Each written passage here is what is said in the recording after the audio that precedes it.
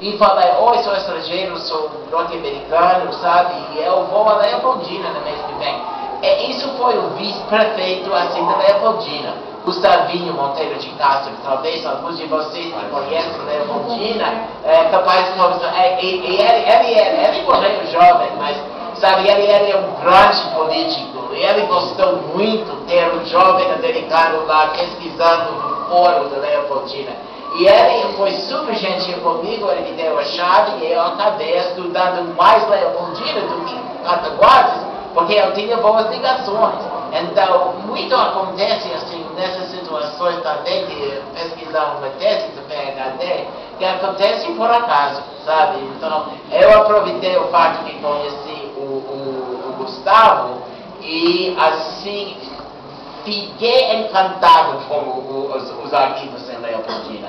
E a mesma coisa deve existir aqui, porque houve um monte assim, de embrulhos muito mal organizados, ou sem organização nenhuma às vezes, sobre escravatura e o registro depois da lei de bens livres e depois, e que mais, documentos de venda e procura e venda dos escravos de Leopoldina. E eu tirei fotografia, naquela época eu tinha uma máquina muito boa alemã. Foi a maneira de fazer, a tecnologia já melhorou muito, mas naquela época eu tinha uma boa máquina e tirei fotos assim, de todos esses documentos. Eu tenho alguns aqui, não sei se vocês, qualquer pessoa quer ver, mas esses documentos dos jornais, eu literalmente tirei uma foto deles e eu podia assim colar os fotos assim juntos para ler, ler a primeira página, sabe, de todos esses jornais e os artigos importantes. Então, muita coisa sobre esses escravos eu não aproveitei na tese. Mas a Gazeta da Leopoldina, que era o jornal de Ribeiro Junqueira, que era o político mais poderoso em Leopoldina naquela época, e assim muito importante também no estado, no nível estadual. O jornal era propriedade dele, então a política assim da oposição, porque ele brigava com Silviano Brandão, que era governador naquela época, eu podia ler fácil, sabe? E também eu trouxe um exemplo comigo, e tanto quanto eu não aproveitei os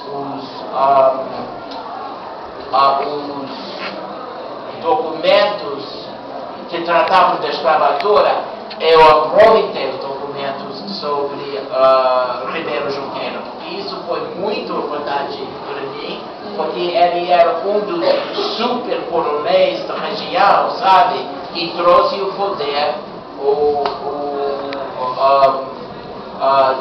que assim aproveitou a situação política como a mudança do poder do Ouro Preto para o Juiz de Fora e esta região.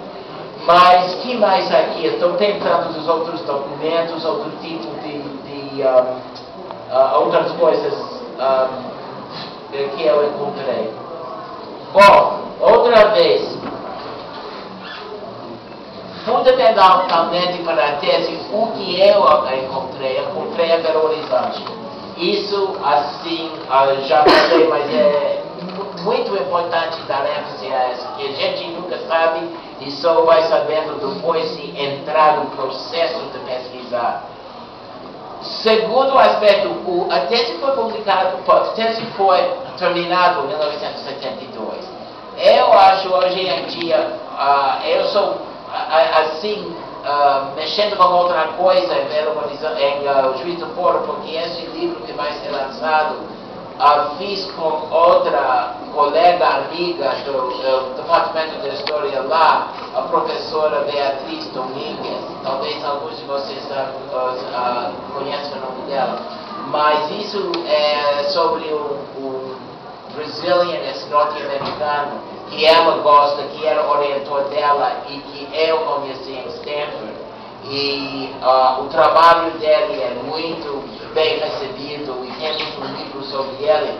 Mas estou, assim, por causa das minhas ligações com a Universidade de Juiz de Fora, mexendo mais nesses dias com a história da Zona da Mata. Em parte é por causa desse livro que o Jorge Pratos vai publicar e o outro colega do Juiz de Fora, ele está fazendo isso com o professor Rômulo Andrade, e ele me convidou assim, contribuir ao capítulo, e eu fiz uma revisão da parte política, sabe, da minha tese original. E eu estou, desde 1982, quando ganhei o PhD e quando terminei a tese, coisas fantásticas sobre a história regional já está acontecendo no Juiz de Fora. Tem um núcleo regional, além do Anderson Pires, que escreveu sobre o sistema bancário e o financiamento do Sorto Cafeiro em Minas. Tem duas professoras, a Mônica Ribeiro e a Cláudia Viscardi, e essas duas também estão escrevendo sobre a Zona da Mata e principalmente mais com foco em Juiz de Fora. Mas eles estão fazendo muito bom trabalho sobre esses assuntos agora. Olha, eu sinto a respeito do meu próprio tese que a primeira parte está bem desatualizada, e isso também é difícil, porque não sei se quero assim continuar nessa fase da minha vida, sabe, e atualizar a tese, mas estou tentando, por exemplo, encontrar todos os fontes secundárias publicadas desde 1982. E tem um monte de boas fontes secundárias que não existiam na época quando eu comecei a escrever. E também, mas eu acho que a parte da economia, esses dois capítulos da economia, sobre o surto e depois a crise da superprodução e depois a maneira em que os produtores da Zona da Mata tentavam aguentar a crise da superprodução, principalmente por causa da produção em São Paulo e no sul de Minas, mas ao mesmo tempo na Zona da Mata, a onda cafeeira estava acabando. Então os grandes fazendeiros nessa região estavam batidos em todo parte, com o tamanho do café diminuindo ao mesmo tempo que o preço estava diminuindo. Isso é interessantíssimo, porque explica a mudança para o laticínio, sabe, e outras indústrias da Zona da Mata.